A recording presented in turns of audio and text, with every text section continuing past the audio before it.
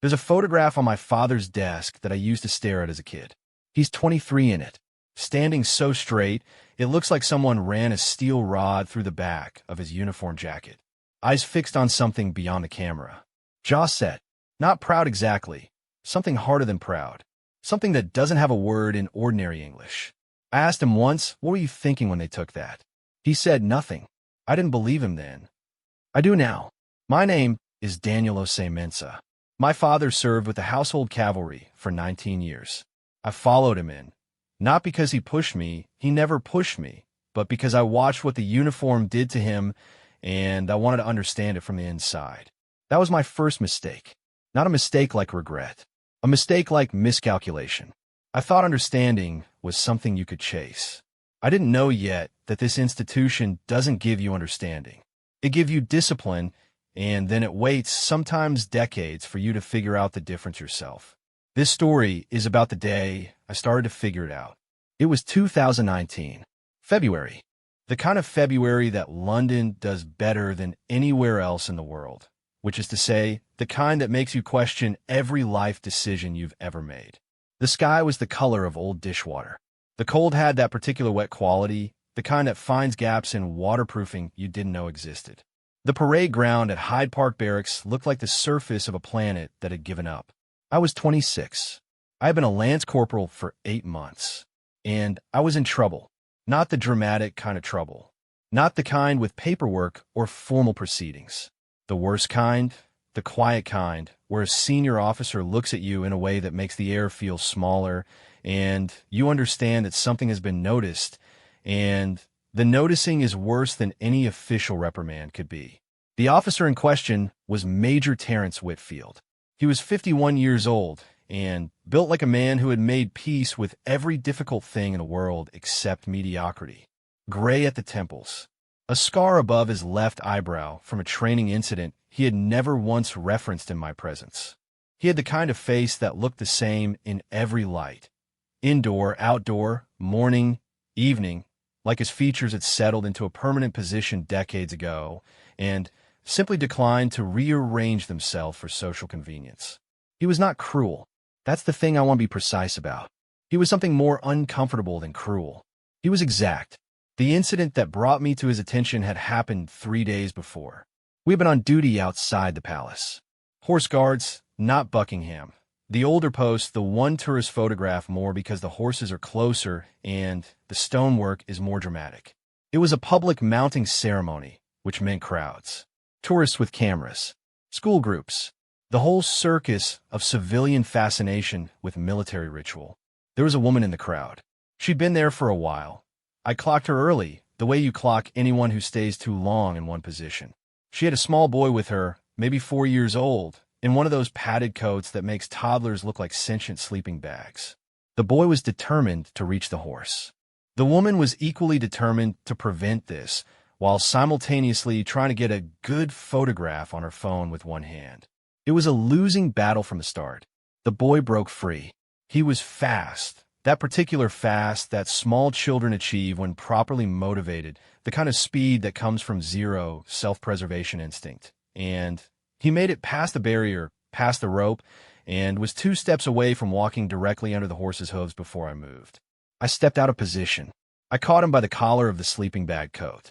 I turned him around and deposited him back on the civilian side of the rope in one motion.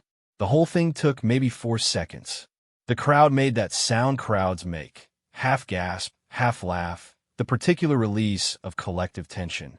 The mother was grabbing the boy and apologizing, and the boy was furious in the way of small children who have been prevented from doing the exact thing they wanted to do. I returned to position. Parade continued. That should have been the end of it. It wasn't. Because what I didn't control, what I didn't even think to control because it happened below the level of conscious decision, was my face. For approximately 1.5 seconds, I smiled. Not broadly.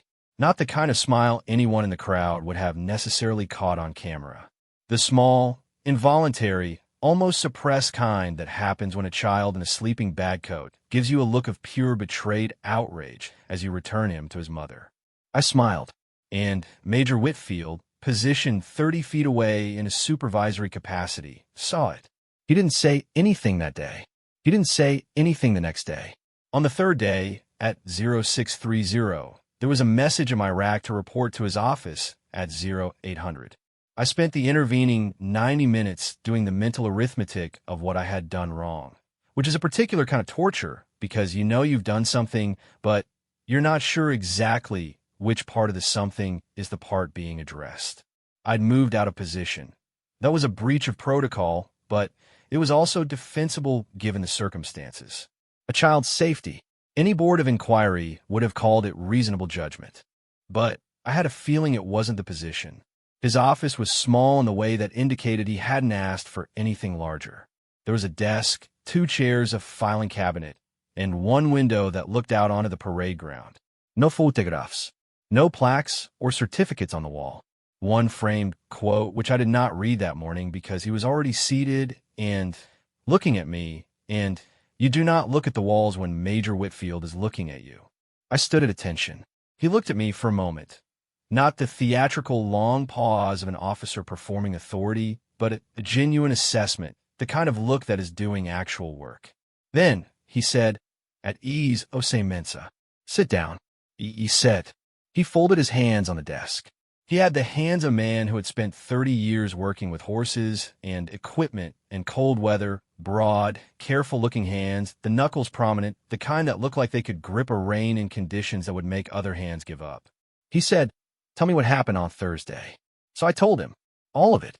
The boy, the barrier, the horses, the 4 seconds, the return to position. I told it accurately and without self-justification because you don't self-justify to Major Whitfield.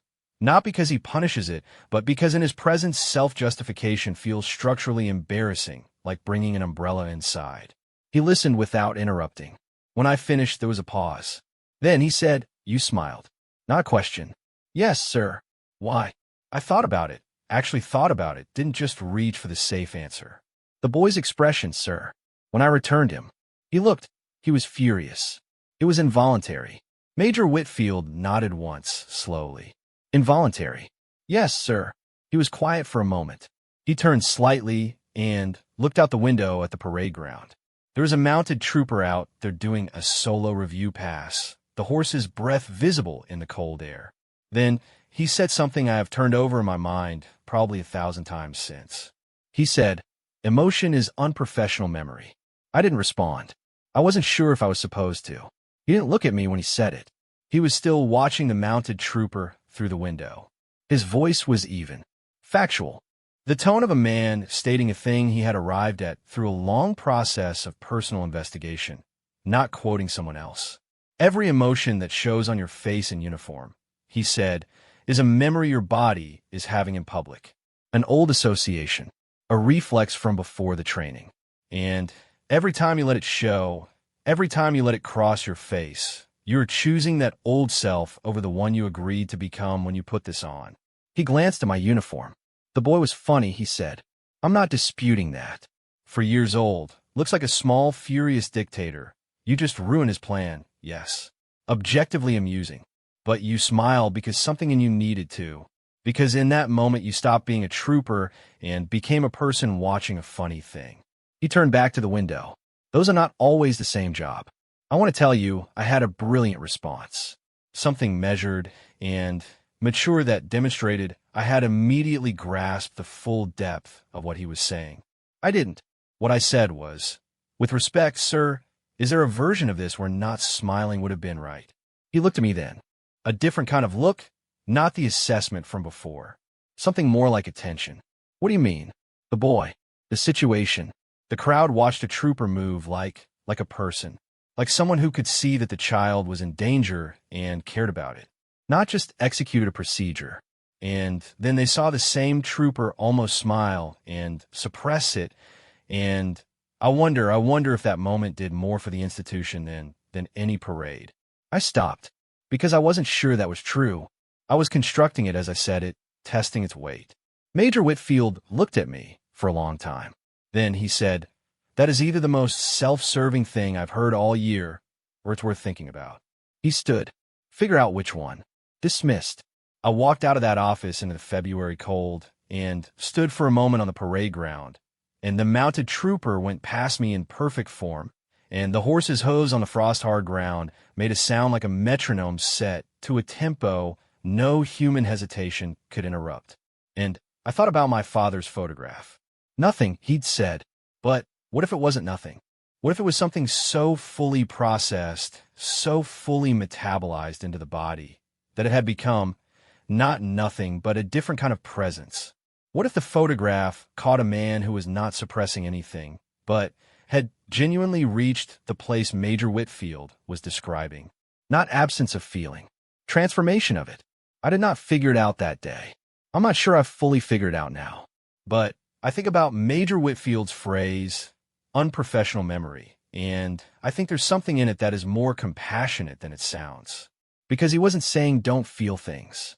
He was saying the self that feels things and the self that stands in uniform are in conversation, and you have to decide which one is speaking at any given moment, and that decision is the whole job. The parade ground was empty by the time I walked back inside. The cold came in behind me. Somewhere above the barracks, a London pigeon made the sound that London pigeons make, that small, indifferent sound, like the city muttering to itself. And I thought, even the city is more disciplined than me. I almost smiled at that too. This time, I caught it. The thing about Major Whitfield words is that they didn't land all at once. They landed in installments. Like a debt you don't know you owe until the bills start appearing. Small ones first, then the kind you have to sit down to open. The first installment came 6 weeks later. March. Still cold, but with that particular early spring cruelty where the light tricks you. The sun comes out, genuinely warm for maybe 40 minutes, and you make the mistake of believing in it. And then by 3 o'clock it's gone, and the temperature has dropped 4 degrees, and you feel specifically, personally deceived. We had a new lad in the troop, Callum Bretherton, 20 years old, from somewhere in County Durham, where he'd apparently spent his entire adolescence either farming or fighting, because he had the hands of the first and the posture of the second. He was not unintelligent. He was, however, deeply unfinished in the way that 20-year-olds from County Durham sometimes are, all capability and no container for it yet. He'd been assigned to me informally, not officially. Officially, lance corporals don't mentor recruits. That's corporal-level territory. But Sergeant Dawlish had a look he gave you that communicated assignments without paperwork, and he'd given me that look the morning Bretherton arrived. So there it was. Bretherton's problem was not his horsemanship. His horsemanship was actually quite good. Instinctive, with that particular stillness some people have around large animals that the animals themselves seem to recognize and respond to. He'd grown up with horses on the farm. The horses liked him.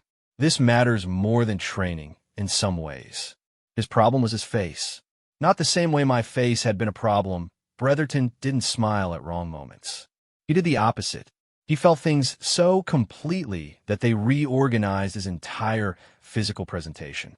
When he was nervous, his jaw went tight, and his eyes did a thing where they got wider and flatter simultaneously, like someone was slowly pressing on the backs of them. When he was frustrated, his nostrils did a specific thing. When he was moved by music, by ceremony, by the particular combination of horses and pageantry and late afternoon light that occasionally, unexpectedly, makes your throat do something embarrassing, his face went soft in a way that was almost painful to look at. He was, in other words, completely legible. Every passing state of his interior life was right there on the surface of him, available for any observer, like a building with no curtains. The moment I really understood the problem was during a rehearsal for the changing of the guard. This was a full-dress rehearsal. Horses, full kit, the ceremonial choreography timed to the second. It's an intricate thing when you're inside it, even after you've done it dozens of times. The coordination of bodies and animals and movement and timing has a logic that is almost musical, and on the days when it works, when everything slots into place and the whole thing moves as one organism, there's a quality to it that I can only describe as solemn joy, which sounds like a contradiction, but isn't. Bretherton was in the rear of the formation. Halfway through the rehearsal, we were passing through the arch at St. James's. Even in rehearsal, the sound changes there. The hoofbeats take on an acoustic quality like the space is listening. I heard Sergeant Dawlish's voice, quiet, cutting. "Bretherton, mask up." And I looked back and saw it. Bretherton's face was open. That's the only word. The ceremony had gotten into him through some gap in his defenses, and it was doing something to his expression that had no business happening in formation. Not crying, not obviously, but his eyes were bright, and his jaw was looser than it should have been, and his face was telling a story about how 20 years old feels the first time your horse's hooves echo under an archway that's 300 years old, and you really realize what you're part of. "Mask up," Dollar said again. Bretherton masked up, but it cost him. I could see that too. The visible effort of putting the face back on, the slight tightening around the eyes, the jaw resetting. It was like watching someone close a window against whether they were still feeling. After rehearsal, in the lines, I found him brushing down his horse.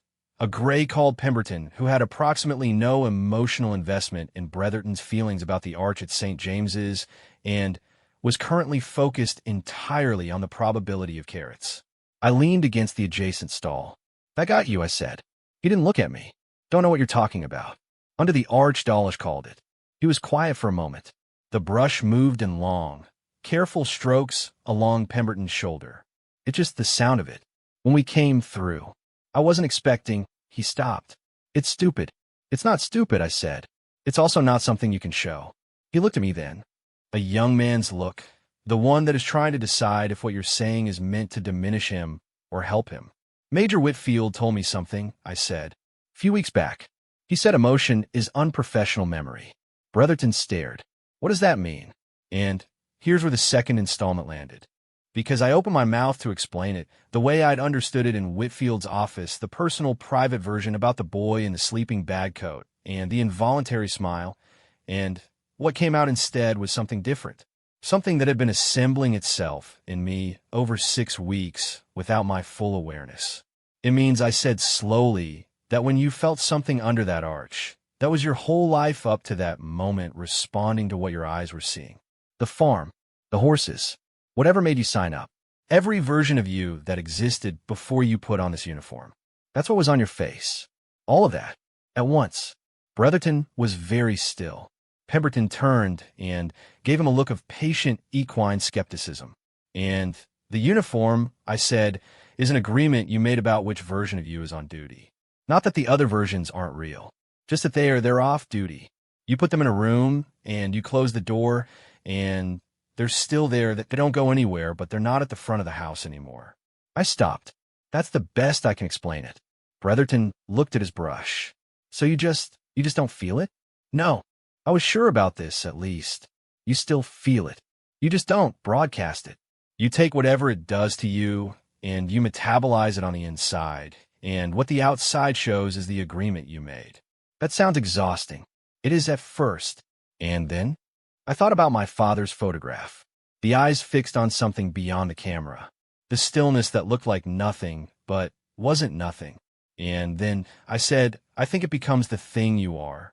Bretherton worked on Pemberton's flank in silence for a moment. Then he said, "Did Whitfield ever tell you why he said it to you? Like, did he ever say where it came from?" "No." "Do you think he had someone say it to him once?" I hadn't considered that. I stood there in the smell of horse and hay and cold leather, and I thought about Major Terence Whitfield at 23, 24, some age before the temples went gray, and the face settled, standing in front of someone who'd noticed something. Some involuntary thing. Some moment where the life before the uniform had leaked through. Someone handing him a phrase like a tool. Probably, I said. 3 days later, I was walking past the officer's corridor when I heard Major Whitfield's voice through a half-open door. He was on the phone. I wasn't eavesdropping. I was passing, and voices carry, and what I caught was a single sentence before I moved out of range. I know. "Tell your mother I'll call Sunday." "I'm not, I know. I love you too." Then the click of a phone being set down. Then silence. I kept walking, but I thought about what Bretherton had asked. Did he ever tell you where it came from? No, but I had a theory now. The phrase, unprofessional memory, I'd been turning it over for weeks, and I've been thinking about it as a correction. A discipline, a thing you achieve by subtraction, by removing the emotional visible layer until what's left is the clean, controlled surface of the professional. But walking away from that half-open door, I started thinking about it differently. What if it wasn't subtraction? What if it was translation? What if Major Whitfield, at 51, with the scar above his eye and the gray at the temples and the hands that had spent 30 years in weather, had not stopped having feelings in uniform, but had learned to do something with them that didn't require a face? What if the feelings went somewhere else, into the exactness, into the precision, into the particular quality of his attention when he looked at a trooper and saw not just what was visible, but what was behind it? What if the professional version of emotion was care without display? I love you too, through a half-open door. Then back to work. Exactly. Without residue. I thought about this for 2 weeks. Then I asked him, not directly. I would not have survived asking Major Whitfield directly whether he experienced love as a professional technique. I have some self-preservation instinct, unlike small children in sleeping bag coats. I asked him sideways. I knocked on his office door during a scheduled debrief, and at the end of the debrief, when the formal material was finished and he was closing his notebook, I said, "Sir, the phrase you used, unprofessional memory, is the goal to remove the memory, or just to move it somewhere else?" He looked at me. A long moment. "What made you think to ask that?" "Working with Bretherton, sir. He's got the same problem I had, but more of it. I've been trying to explain your phrase to him, and the explaining has made me reconsider what I think it means." Major Whitfield was quiet. He looked at his closed notebook. He ran one thumb along the edge of the cover. A small, unconscious gesture, the kind of thing you do when you're actually thinking rather than performing thought. "The memory doesn't go anywhere," he said. "That's not what I said. Unprofessional doesn't mean illegitimate. It means out of place. On duty, that particular memory is out of place. Off duty," he paused. "Off duty is different." He picked up his pen and set it down again. "The boy in the coat. You remember him?" "Yes, sir." "You'll remember him when you're 60, he said. "That's fine. That's yours. What you are not entitled to do was give him that moment in the middle of a ceremony that does not belong to you personally. The ceremony belongs to the institution. Your memory belongs to you. Don't confuse which is on stage." He stood, which meant the conversation was ending. "Tell Bretherton that," he said. "The arch at St. James's will still be there when he's off duty. He can feel whatever he wants about it then." I told Bretherton. He thought about it for a long time, really thought the County Durham way, slowly and all the way down. Then he said, "So it's not that we have to stop being human. We just have to schedule it." I laughed. I couldn't help it. "Yeah," I said. "Basically." He nodded. "I can work with that." And remarkably, he did. The next rehearsal, we went through the arch at St. James's, and the sound did its thing, that particular amplification that makes your blood respond before your brain catches up. And I looked back, and Bretherton's face was correct. Still, the agreement in place. But his hands, resting on the reins, were doing something small. The fingers pressed once against the leather. Just once. A private acknowledgement. The arch. The sound. I know. Off duty. Later.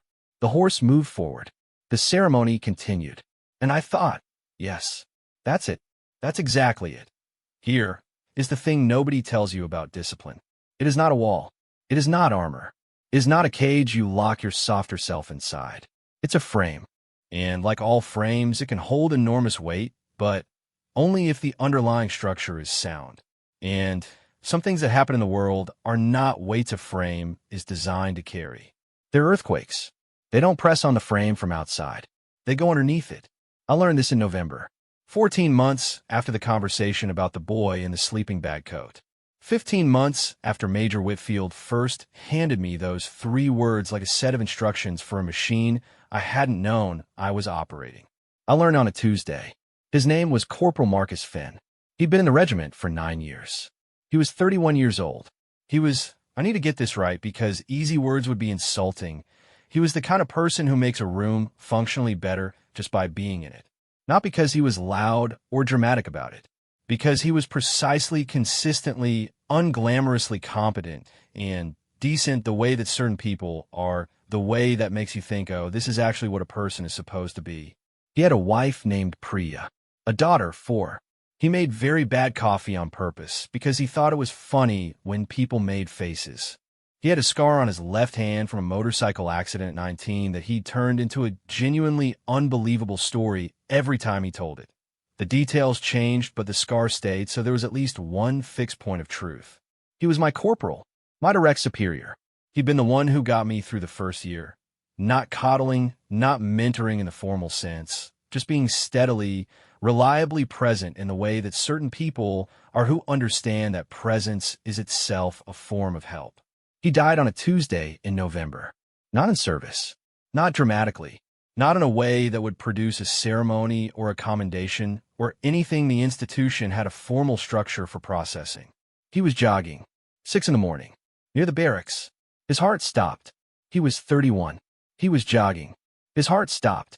I found out at 0730 from Sergeant Dawlish, who told me, with the particular flat economy of a man who understands that plain facts are a form of mercy. I stood in the corridor after Dawlish walked away. And then I walked to the lines because I had duties, and I started on them because I had duties, and the duties took a long time because they always do. And during all of that time, my body was performing the job. And somewhere behind it, something was happening that I couldn't look at directly. The way you can't look at the sun, you know it's there. You can see everything it illuminates. You cannot look at it. At 1,100 hours, I was in the tack room, doing inventory, saddles, bridles, stirrups, the whole meticulous catalog of equipment whose condition must be accounted for regardless of what has happened in the world outside the room. When I heard footsteps and looked up, and Major Whitfield was in the doorway. He stood there for a moment. He looked at me with the assessment look, the genuine one, the one that does actual work. And then he came in and closed the door and stood across the room from me. He said, "Continue what you're doing." So I continued. Saddle pad, numna, breastplate, the checklist existing in my hands while the rest of me was elsewhere, behind a sun I couldn't look at. He didn't say anything for a while. He walked to the window, a small, high window that led in a narrow rectangle of November light, and he looked out of it. Then he said, "Did you eat this morning?" "Yes, sir." "Did you actually eat? Or did you make coffee and call it breakfast?" I didn't answer. He nodded at the non-answer. "Eat lunch."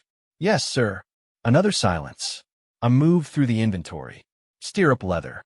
Left, right? Both sound. He said, "Finn was good. Past tense already.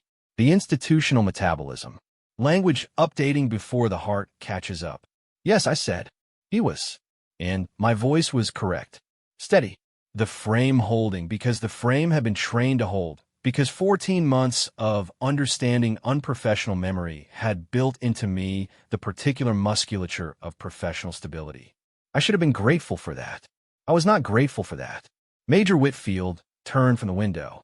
He looked at me with something I hadn't seen on his face before, something that didn't have the quality of assessment, something more personal than that. He said, "Put the list down for a moment." I put it down. He said, "You know what I told you about emotion?" "Yes, sir." "I want you to understand something about that." He folded his hands, those broad, careful hands, and he looked at them briefly. "What I told you is true, and it has a context. The context is on duty, in ceremony, in the execution of the role.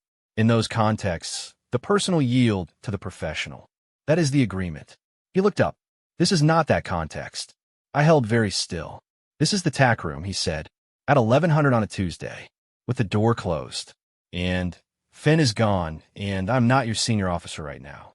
I'm a 51-year-old man who has also lost people in this job, and I am telling you, the frame is not a life sentence.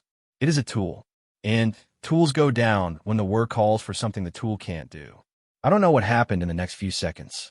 I know what happened in the seconds after that, which is that I was sitting on a saddle rack with my elbows on my knees and my face in my hands, and Major Whitfield was standing approximately 3 feet away, not touching me, not speaking, just there, present, the way Finn had been present.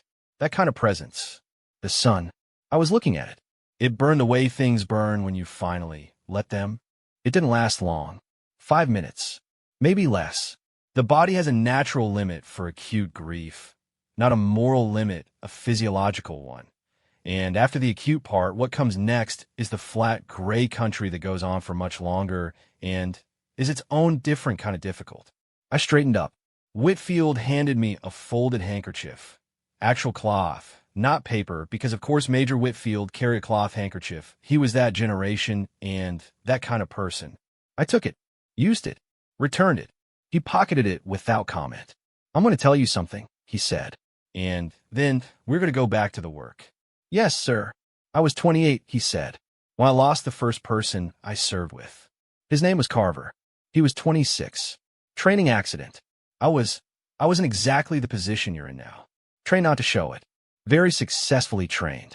So successfully trained that I went 11 months not showing it to anyone. And then one day I fell apart in a supply room in Wiltshire in front of Corporal who had the decency to close the door and wait. He paused. The phrase I gave you, unprofessional memory. Someone gave that to me. It was good advice. It was incomplete advice. What nobody told me was the second half. He looked at me steadily. The second half is memory still needs a place to go. The professional self and the personal self are not enemies. The discipline is in knowing when each one is required, not in making one of them disappear. I thought about my father's photograph. I thought about Bretherton's hands on the reins. The single press of fingers against the leather. I know, off-duty. Later, I thought about what it cost to hold something perfectly contained across 11 months, and then find out, in a supply room in Wiltshire, that the container has been filling the whole time regardless. Why didn't they tell you the second half? I asked. Because the person who told me didn't know it yet themselves, he said. They gave me what they had. I worked out the rest the hard way. Now I'm telling you, so you can work it out the medium hard way. The ghost of something crossed his face. Not quite a smile. Something in the neighborhood. You can tell Bretherton too, he said. When he's ready. We went back to the work. Inventory. Saddle. Numna. Breastplate. The list that goes on regardless. But something had shifted. Not in the list, not in the room, not in anything visible. In me. The specific shift of a frame that has been tested to its actual limit and discovered that the limit was real and discovered also that reaching the limit is not the same as failing. The frame held, but I knew now what it was for. Not for keeping things in, not a container, a structure, something to stand the building up so the people inside it can do what people need to do, feel the full weight of things, and then go back to work, and then feel them again, and carry both together without either one destroying the other. Priya Finn sent a letter to the regiment 2 weeks later. She thanked us, all of us collectively, for the way we'd been present for her and her daughter in the days after Marcus died. She wrote about what it meant to know that her husband had been part of something that gave his life that particular kind of shape. Sergeant Dawlish read it to the troop at morning briefing, in a flat voice, the Mercy biplane's voice. Nobody moved. Bretherton was 2 people down from me. I saw his jaw go tight, saw him breathe through it, saw the work of what we talked about, the scheduling, the interior acknowledgement, the fingers pressing invisibly against the leather. I know, off-duty, later, correct, all the way through. He was getting better at it. We all were. Major Whitfield retired 14 months after that. Full ceremony, the whole institutional send-off. Horses, kit, the parade ground and morning light that was, unusually, neither gray nor cruel, but genuinely clear, the kind of November morning London produces about once a decade, the kind that makes you understand why people live here despite everything. I was in the Guard of Honor. I watched him walk the parade ground one last time. The last inspection, the last salute returned, the last moment of the frame in its full formal expression. His face was correct. Still, the agreement in place. But at the very end, after the salutes were done, and before he turned to leave, he paused. One beat. His eyes went somewhere. Not to any of us, not to the crowd of assembled personnel, not to any visible thing. They went to somewhere I couldn't see. Carver, I thought. Maybe Carver. Maybe all of them. Everyone the frame had carried the weight of across 30 years. One beat. Then he turned and walked off the parade ground and didn't look back. I have thought about that pause more times than I can count. That one beat. Because I understand now that it was not a crack in the frame. It was the frame doing exactly what it was built for, giving him the structure to stand upright long enough to feel the full weight of 30 years in a single moment, and then walk away intact. That's not suppression. That's not removal. That's the full, complete, extraordinarily difficult thing that he tried to teach me, and eventually did teach me. In a tack room, on a Tuesday with a cloth handkerchief and the door closed. Emotion is unprofessional memory. Yes, and memory still needs a place to go.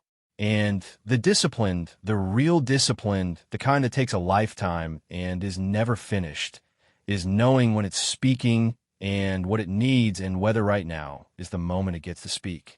Sometimes yes, sometimes not yet. Always, eventually. My father's photograph is still on his desk. I went home that Christmas and I looked at it again. The straightness, the jaw, the eyes fixed beyond the camera. I asked him again, "What were you thinking?" He looked at the photograph. He was quiet for a long time. Then he said, "Your grandfather died 6 weeks before that photograph was taken." I hadn't dealt with it yet. There wasn't time. So I put it somewhere and I left it there. He was quiet again. I picked it up eventually, he said. Later, he put the photograph down. "You find a time," he said. "You always find a time." I didn't say anything, because there wasn't anything to say that the silence wasn't already saying better. Outside, the street was doing whatever streets do at Christmas. Children cold, the particular smell of someone's decorations overheating, and my father and I sat in the kitchen and drank tea that was too strong, the way we always made it, and the afternoon went on. And somewhere in me, in the room behind the closed door, Finn was laughing about the coffee again. The scar on his hand catching the light. The details changing. The scar always there. Off duty. Here. Present.